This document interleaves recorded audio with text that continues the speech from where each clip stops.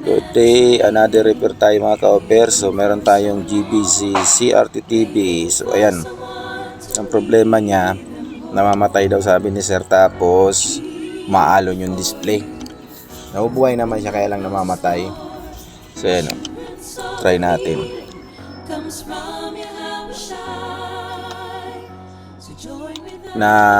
Nag-open daw siya.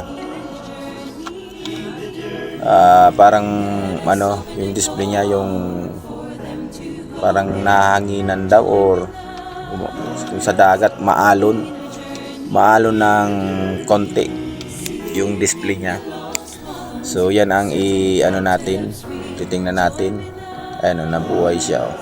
Maya daw namamatay na yan. Display natin. Yan tingnan mo yung may OSD. Parang nasa tubig lang.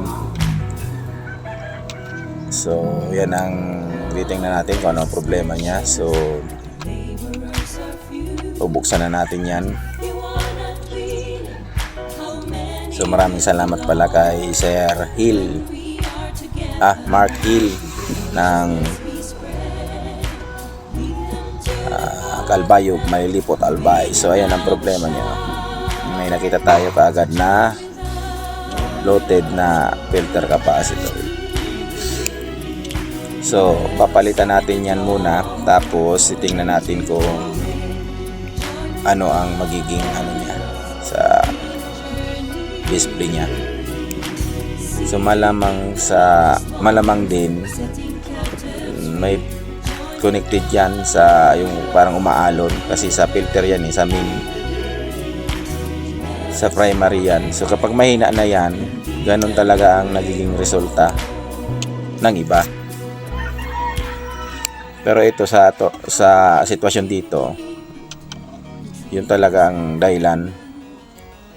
Ayan So wala na tayong nakitang umaalon, parang nakapatong sa tubig yung display niya. So i-try natin yan na inputan.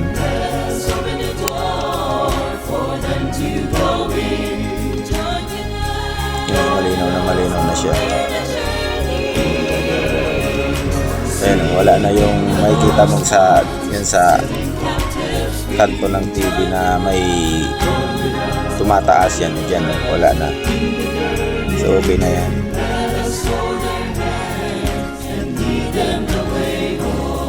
Yan lang pinalitan natin, yung filter capacitor na 150 UF 450 volts. So okay na yan. Promote muna tayo. So wag po kalimutan mag-subscribe, like and share sa aking Facebook page at YouTube channel, and pahit na rin ang notification bell para updated lagi kayo sa mga i-upload kong videos. Maraming salamat mga guys. So hanggang dito na lang po ang aking video. Be blessed. Shalom.